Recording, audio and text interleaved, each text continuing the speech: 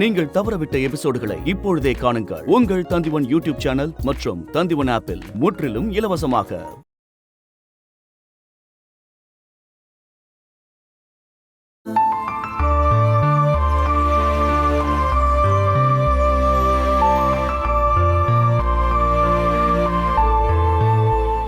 நீ ஏண்டி அந்த தப்ப ஒத்துக்கல? இந்துவ ஜெயிலுக்கு அனுப்பணும்னு நீங்க ஏன் துடிச்சிட்டு இருக்கீங்க? என் புள்ளைய ஜெயில அனுப்புறதுக்கு இவதான ஆசைப்பட்டிருக்கா. சின்ன வயசுல இருந்து இப்ப வரைக்கும் ஒரு ஆளோட மனசு கூட அவன் வருத்தப்பட வச்சதே கிடையாது.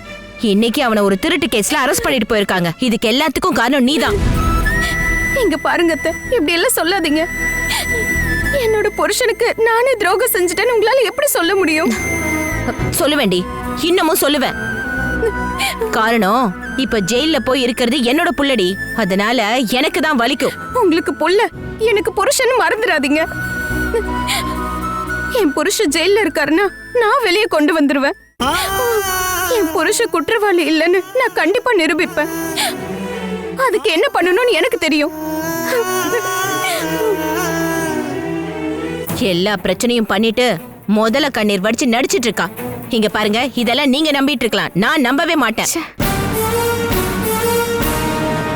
அண்ணி, உங்களோட கோவமும் நிராசையும் அருண் ஜெயிலுக்கு போனதுனால இல்லன்னு எனக்கு தெரியும். இந்துவை இந்த விஷயத்துக்காக ஜெயிலுக்கு அனுப்பி வைக்க முடியாம போயிடுச்சு, அதுதானே? பார்வதி, சுபத்ரா அண்ணி, உங்களோட இந்த நடிப்பெல்லாம் ஏன் கிட்ட செல்லுபடி ஆகாது. அம்மா, இப்ப ஆள் ஆளுக்கு சண்டை போட்டு என்ன பிரயோஜனம்? அண்ணாவை வெளியே கொண்டு வரத பத்தி யோசிங்க. இந்துவை நீங்க பழிவாங்க நினைக்காம அண்ணனை வெளியே கொண்டு வரத பத்தி யோசிங்க.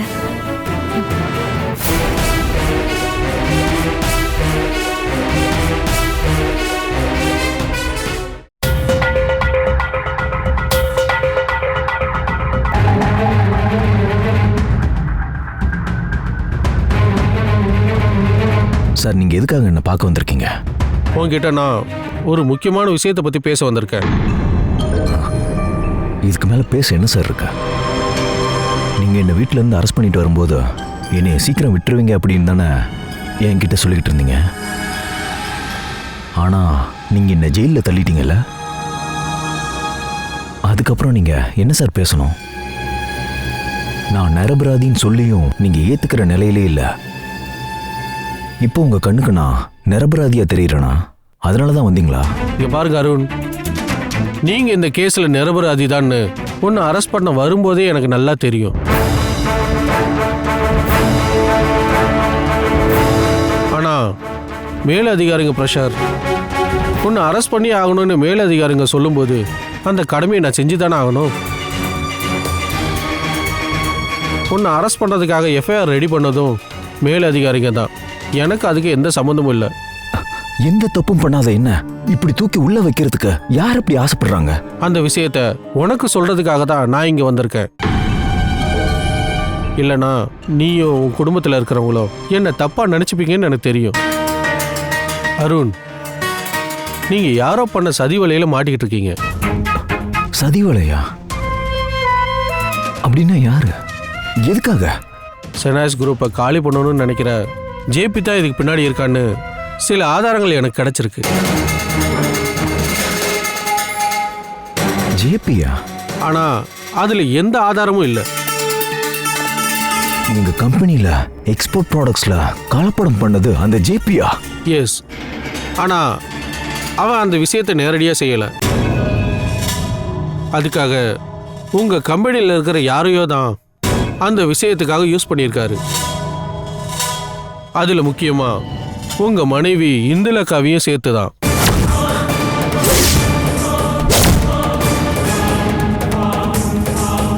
இந்துவா? இந்துலேக்கா நேரடியா அதை செஞ்சாங்கன்னு சொல்ல முடியாது.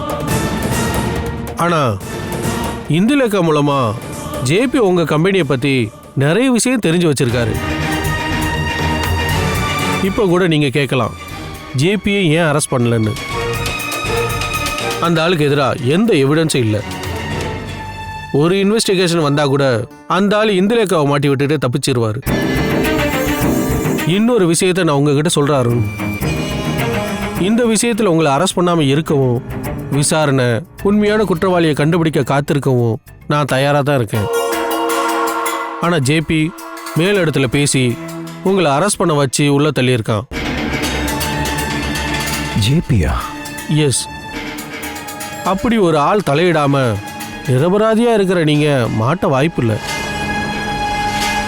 ஒருவேளை இந்த அரெஸ்ட் மூலமா அந்த ஆளுக்கு எதிராக செயல்படுற சில விஷயங்களை பிளாக் பண்றதுக்காக கூட அந்த ஆள் இப்படி செஞ்சிருக்கலாம். சார், என்னால் இதெல்லாம் நம்பவே முடியல. நீங்க நம்பினாலும் இல்லைனாலும் இன்னொரு உண்மையை உங்ககிட்ட சொல்லிடுறேன். உங்க கூட நிக்கிறவங்க தான் உங்களை மாட்டி விட்டுருக்காங்க. சார், இனிமேலாவது அடுத்த கட்ட கேஸ் விஷயத்துல ரொம்ப ஜாக்கிரதையா இருக்கணும். அப்படி இல்லைன்னா பல வருஷத்துக்கு நீங்க உள்ள இருக்கிற மாதிரி வந்துடும். நான் கிளம்புறேன்.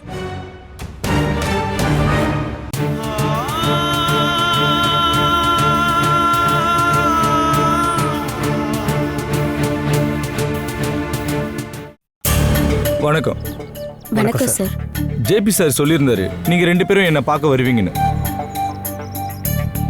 ஜேபி சார் எங்க கேஸோட விஷயத்த உங்ககிட்ட சொல்லிட்டார்ல? ஆமா சொன்னாரு. இந்துலேகாவோட ஹஸ்பண்ட் அருண் ஷெனையோட கேஸ் தானே, அந்த டீடைல்ஸ் எல்லாம் ஜேபி சார் சொன்னாரு. சார், என் புருஷன் இப்ப ஜெயில்ல இருக்காரு.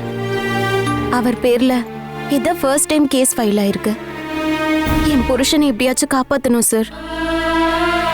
நான் உங்களை ரெக்வெஸ்ட் பண்ணி கேட்டுக்கிறேன். கேஸ்ல இருந்து ஒருத்தர் தப்பிக்கிறதும் தண்டிக்கப்படுறதும் நடந்த குற்றத்தோட சீரியஸ்னஸும் அப்புறம் கோர்ட்ல எங்களை மாதிரியான வக்கீல்ஸோட பெர்ஃபார்மன்ஸை பேஸ் பண்ணி தான் இருக்கு. சார், எவ்வளோ பணம் வேணும்னாலும் தரோம். ஆனா அருண் இந்த கேஸை விட்டு வெளியே மட்டும் வந்தா போதும். நான் தான் சொன்னேன்ல, அவர் மேல சார்ஜ் பண்ணியிருக்கிற கேஸோட சீரியஸ்னஸை பொறுத்து தான் இருக்கு. சார், அவரு குற்றவாளின்னு சொல்லாதீங்க. என் புருஷன் எந்த தப்பு செய்யாத அப்பாவி. உண்மையை சொல்லணும்னா அவர் மனுஷங்க மேல வச்ச நம்பிக்கையில ஏற்பட்ட ஒரு சின்ன தப்பு தான் இந்த கலப்பட சம்பந்தமான கேஸ். அவரை தயவு செஞ்சு குற்றவாளின்னு சொல்லாதீங்க. இங்க பாருமா, கோர்ட்ல ஒருத்தர் மேல குற்றம் சுமத்தப்பட்டா அந்த தெய்வமே இறங்கி வந்தாலும் காப்பாற்ற முடியாது. அந்த தெய்வத்தையே அக்யூஸ்ட் இல்லனா குற்றம் சுமத்தப்பட்ட ஆள்னு தான் சொல்லுவாங்க. இப்ப இருக்கிற சட்டமும் பாக்குற பார்வையும் அப்படித்தானே இருக்கு. அருண் கேஸ்ல என்ன பண்ணலாம் சார்? இப்போதைக்கு ஒரு பெயில் அப்ளிகேஷன் போட்டுடலாம். அப்புறம் உங்க ஹஸ்பண்டோட எனக்கு கொஞ்சம் பேச வேண்டியிருக்கு.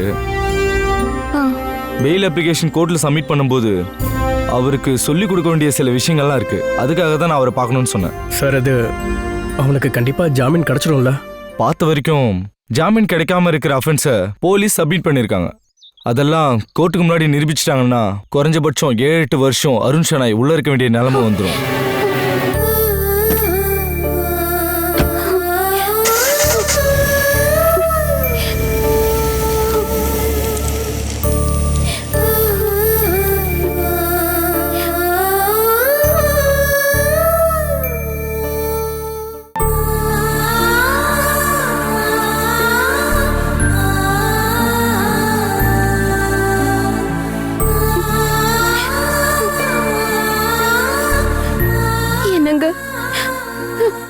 நீங்க நல்லா இருக்கீங்களான்னு நான் கேட்க மாட்டேன்.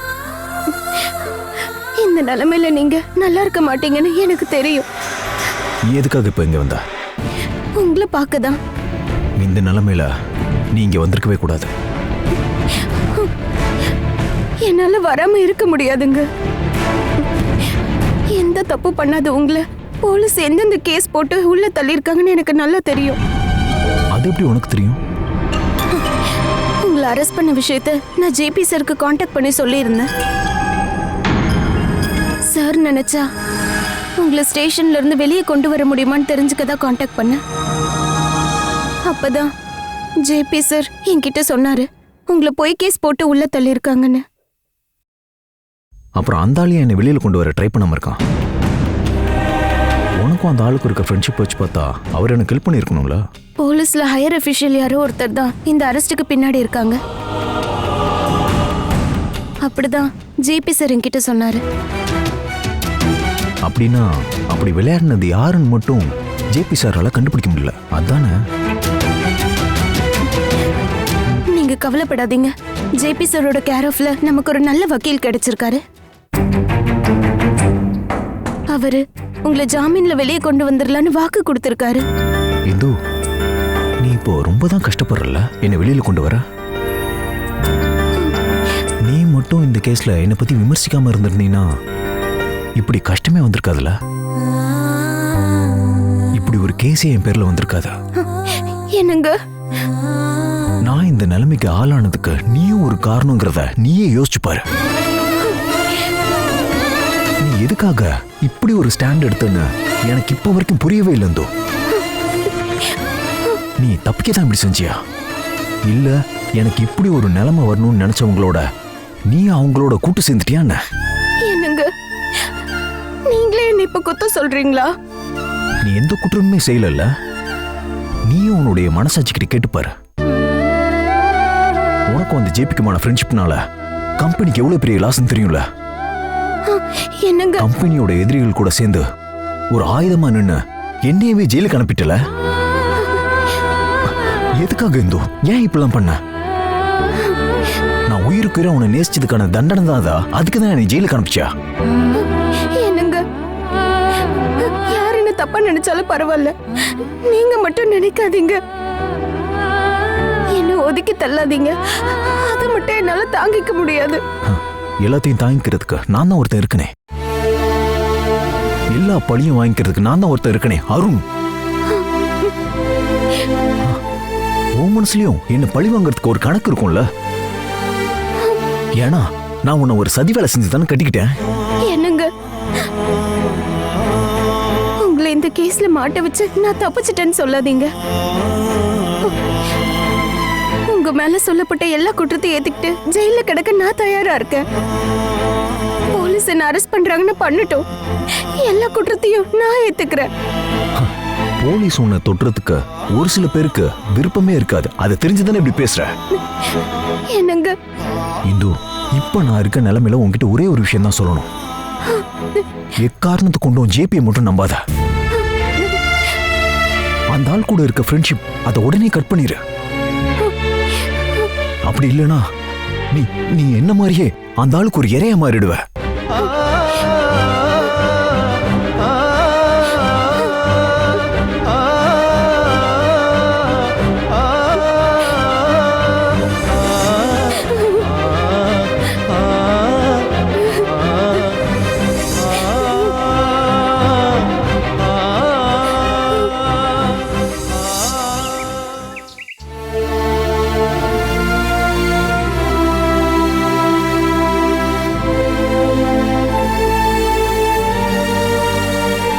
சுபத்ரா, நீ என்னங்க உட்காந்து கனவு கண்டுட்டு இருக்க?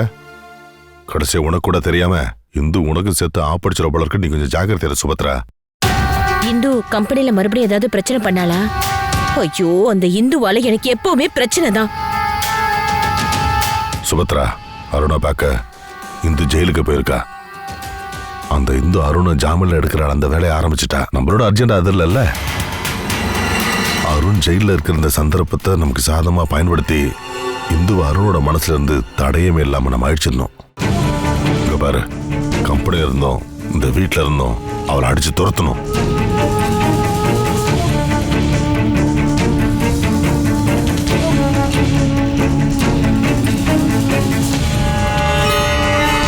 இங்க பாரு, இந்து அருணை ஜெயில போய் பார்த்து அவனை ஜெயில இருந்து ஜாமீன்ல வெளியே கொண்டு வந்தான்னா அப்புறம் அவங்கள நினைச்சாலும் பிரிக்க முடியாது. அண்ணே, இனிமே என் பிள்ளை அவகிட்ட நெருக்கமெல்லாம் இருக்க மாட்டான். அவனை அவ ஜெயில போய் பார்த்ததெல்லாம் சும்மா நாடகம்னு. அவ பிளான் பண்ணது எதுவுமே நடக்காது. அது இப்ப நீ என்ன சொல்ல வர? ஜெயில கிடக்கிற அருணை அங்க எனக்கு தெரிஞ்சவங்கள யூஸ் பண்ணி நான் ஒரு நல்ல இன்ஜெக்ஷன் கொடுத்துருக்கேன். அந்த மருந்து அருணோட பிரெயின்ல இருக்கிற வரைக்கும் இந்து என்னதான் நடிச்சு அருணை ஏமாத்த நினைச்சாலும் அது நடக்காது. எது எப்படியோ ஒரு விஷயத்துல நம்ம ஜாக்கிரதையா இருக்கணும். இந்துவோட முயற்சியில அருணுக்கு ஜாமீன் கிடைக்கவே கூடாது. அதுக்கு அவன் ஒத்துக்காம இருக்கிறதுக்கான வழியை நாம கண்டுபிடிக்கணும். அதுக்கு முதல்ல நீ தான் அவனை ஜாமீன் எடுத்து வெளியே கொண்டு வந்தே ஆகணும். அப்புறம் இந்து இங்க வந்ததுக்கு அப்புறம் உனக்கும் அருணுக்கும் கொஞ்சம் மன ரீதியான டிஸ்டன்ஸை நான் பார்த்துக்கிட்டு தான் இருக்கேன். இதை பாரு, சொந்த பொண்டாட்டி அவனை ஜாமீன்ல கொண்டு வரதுக்கு எதுவும் பண்ணலன்னோ, அம்மா தான் கஷ்டப்பட்டு ஜாமீன்ல வெளியே கொண்டு வந்தாங்கன்னோ அருணுக்கு நல்லா புரியுற மாதிரி நாம ஏதாவது செஞ்சு ஆகணும். எல்லாம் எனக்கு தெரியும்ண்ணே. அதுக்கு தேவையானதெல்லாம் நான் பண்ணிட்டு தான் இருக்கேன். அப்ப அது போதும். ஆமா சுமித்ரா, நான் ரொம்ப நாளா உங்ககிட்ட ஒன்று கேட்கணும்னு நினச்சிக்கிட்டு இருந்தேன். நம்ம கம்பெனிக்கு வந்த ப்ராடக்ட்ஸில் கோடவுனில் இருக்கிற சேஃப்டி மிஷின்ஸ் எல்லாத்தையும் தாண்டி அதில் கலப்படம் நடந்திருக்குன்னா அப்படி ஒரு காரியத்தை யார் செய்வா? இல்ல அது அது நாம போட்டு வச்ச பிளான் தானே. நீ அதை யார் வச்சு செஞ்ச? அதான் சக்சஸ் ஆயிடுச்சுல்லண்ணே, அப்புறம் யாரு செஞ்சா என்ன? அத பத்தி எதுக்காக நம்ம டிஸ்கஸ் பண்ணணும்? இல்ல இருந்தாலும் அது எனக்கும் தெரியணும்ல. இத பார், அந்த ஆளு யாருன்னு தெரிஞ்சுக்கிட்டா அந்த ஆளையே யூஸ் பண்ணி இன்னும் சில விஷயங்களை கம்பெனிக்குள்ள நம்மளால செய்ய முடியும். சொல்ல, அந்த ஆளு யாரு சுபத்ரா? அது வேற யாரும் இல்லண்ணே, நம்ம அபிதான்.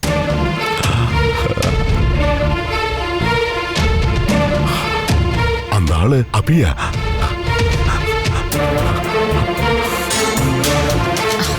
ஆமாண்ணே, அவதான் யாருக்கும் சந்தேகம் வராத மாதிரி பிளான் பண்ணி இந்த விஷயத்தை சக்சஸ் பண்ணிருக்கா. அவ அது மட்டும் இல்ல, அதுக்கு மேலேயும் செய்வா. அவ ஏன் பண்ணாச்ச? இன்னமும் சில விஷயங்கள்லாம் செய்ய வேண்டியது இருக்குன்னு, அத கண்டிப்பா அபி செஞ்சிருவா.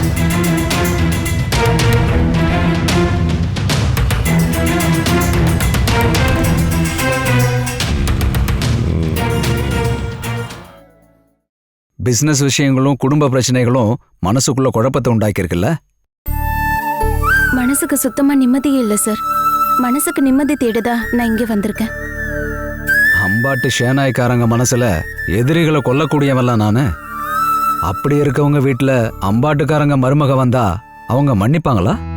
குறிப்பா அருண். அவங்க எல்லாருக்கும் ஜேபின்ற ஆளு ஒரு எதிரிதான் சார். ஷேனாய்ஸ் குரூப்பை நாசம் பண்ண வந்த ஆளுன்னு தான் எல்லாரும் சொல்றாங்க. இப்போ என் புருஷன் மேல வந்திருக்க கேஸ்க்கான காரணம் கூட நீங்க தானே எல்லாரும் சொல்றாங்க. அப்படி எல்லாரும் சந்தேகப்படக்கூடிய ஒரு ஆள் கிட்டதான் நீ வந்து நின்னுட்டு இருக்கம்மா. அது சரின்னு நினைக்கிறியா? சார், உங்களை யாரு சந்தேகப்பட்டு என்ன குற்றம் சொன்னாலும் அதை நான் ஏத்துக்க மாட்டேன். காரணம், எனக்கு உங்களை பத்தி நல்லா தெரியும் சார். சொந்த பிசினஸ வளர்க்கணும்ன்றதை தவிர நீங்க வேற எதுவும் பண்ணலையே. ஆனா எங்க பிசினஸ் ரன் பண்ற விஷயத்துல எங்களுக்கு சில வீழ்ச்சி ஏற்பட்டிருக்கு. எங்களோட அந்த வீழ்ச்சிக்கு நீங்க எப்படி காரணமாக முடியும்? இந்து, பிசினஸ்ல இவ்வளவு ஸ்போர்ட்ஸ்மேன் ஸ்பிரிட்டோட இருக்கக்கூடிய ஆட்கள் ரொம்ப கம்மி. நம்மளோட கம்பெனிகளுக்கு இடையில உள்ள பிரச்சனைகளை ஸ்போர்ட்ஸ்மேன் ஸ்பிரிட்டோடையும் நம்மளுடைய பர்சனல் ரிலேஷன்ஷிப்பை தனித்தனியா பிரிச்சு பார்க்க தெரிஞ்ச நீ உண்மையிலேயே பெரிய மனுஷிதாமா. நீங்க தர இந்த அங்கீகாரம் நான் நேசிக்கிறவங்க கிட்ட இருந்து எனக்கு கிடைக்கலன்னு நினைக்கும் போதுதான் வருத்தமா இருக்கு. எனக்கு தெரியுமா உன்னுடைய பிரச்சனை என்னன்னு. நீ சொல்லலனாலும் உன்னோட இந்த முகத்தை பார்த்து என்னால நல்லா புரிஞ்சுக்க முடியுதுமா.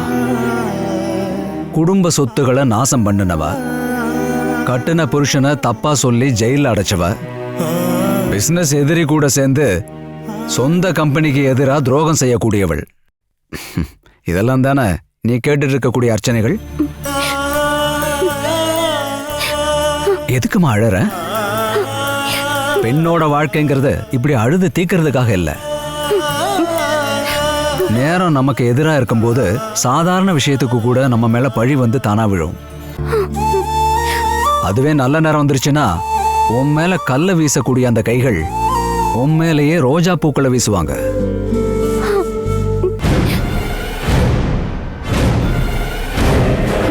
இதுதான் அந்த ஜேபியோட வீடு.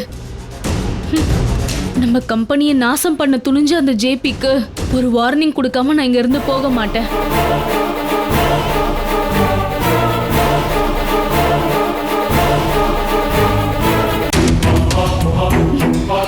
அட, இது இந்துவோட காராச்சே. அப்ப அவ இங்க இருக்காளா? அவ எதுக்காக இங்க வந்திருக்கா? பாருமா, ஒரு அப்பாவோட ஸ்தானத்துல இருந்து நான் சொல்றேன், இப்படி பல பிரச்சனைகள் வாழ்க்கையில வரும். இதை விட பெரிய பெரிய பிரச்சனைகள் எல்லாம் நான் கடந்து வந்திருக்கிறேன். நீ அழுது தளர்ந்துராதமா. தைரியத்தை கைவிட்டுறாம பிரச்சனைகளை ஃபேஸ் பண்ணணும். ஒரு அப்பா மாதிரியும் ஒரு குருவோட இடத்துல இருந்தும் உன்னை நான் காப்பாத்துறதுக்கு தயாரா இருக்கமா. நான் நான் சத்தியமா சொல்றேன், சத்தியம்தான். அடியை, அப்ப இதுக்கு தான் நீங்க வந்தியா? என்னோட அருண் மாமாக்கு துரோகம் பண்ற அளவுக்கு நீ போயிட்டல. இனிமே நான் உன்னை சும்மா விட மாட்டேன்டி.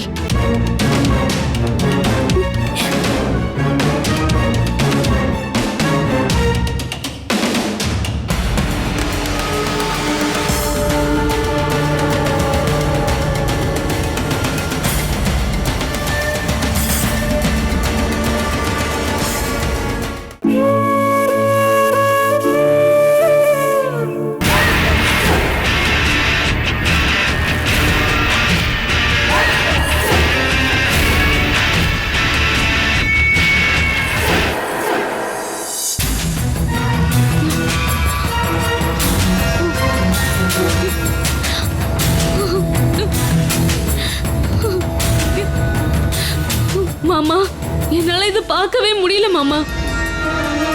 நீங்க எவ்வளவு பெரிய ஆளு, எப்படி வாழ்ந்திருக்கீங்க. இப்ப உங்களை இந்த கோலத்துல பார்க்கும்போது என்னால தாங்க முடியல மாமா. அபி, உன்னை பார்க்கவே கூடாதுன்னு நினைச்சுக்கிட்டு இருந்தேன். நீங்க எல்லாரும் ஏன் இங்க வந்து என்ன பார்த்து இப்படி ரசிக்கிறீங்க? நான் இங்க மாட்டிக்கிட்டு ஜாமீன் கிடைக்கிற வரைக்கும் இங்க உள்ள கஷ்ட நஷ்டங்கள் எல்லாத்தையும் அனுபவிச்சு தானே ஆகணும். நீங்க இப்படி அவஸ்தைப்படும் போது என்னால வீட்டுல நிம்மதியாவே இருக்க முடியல மாமா. இங்க குடுக்கற சாப்பாட பத்தி என்கிட்ட வெளியாளுங்க சொல்லி கேட்கும் போது எனக்கு சாப்பாடு தொண்டையில இறங்கவே மாட்டேங்குது. நான் உங்களுக்கு பொண்டாட்டியே இல்லைனாலும் ஒரு சமயம் உங்களுக்கு பொண்டாட்டி ஆகணும்னு ஆசைப்பட்டல. உங்களோட இந்த நிலைமையை பார்க்கும்போது மனசு அப்படியே துடிக்குது. அபி, முதல்ல இங்கிருந்து கிளம்பு. உன்கிட்ட பேசுறதுக்கு எனக்கு சுத்தமா விருப்பமே இல்ல. மாமா, நான் ஒன்னும் இங்க சும்மா வரல. சில விஷயம் உங்ககிட்ட கேட்டு தெரிஞ்சுக்கிட்டு சொல்றதுக்கும் தான் நான் வந்திருக்கேன். உங்களை இந்து ஜாமீன்ல எடுத்துருவான்னு தான் நீங்க அவளை நம்பி காத்துக்கிட்டு இருக்கீங்களா? அப்படி சொல்லிட்டு தான் இங்க இருந்து அவ போனா. ஜேபியோட ஏதோ ஒரு வக்கீல பார்த்ததா என்கிட்ட சொன்னா. அப்படின்னா அவ அப்படிலாம் சொல்லி உங்களை ஏமாத்திருக்கா?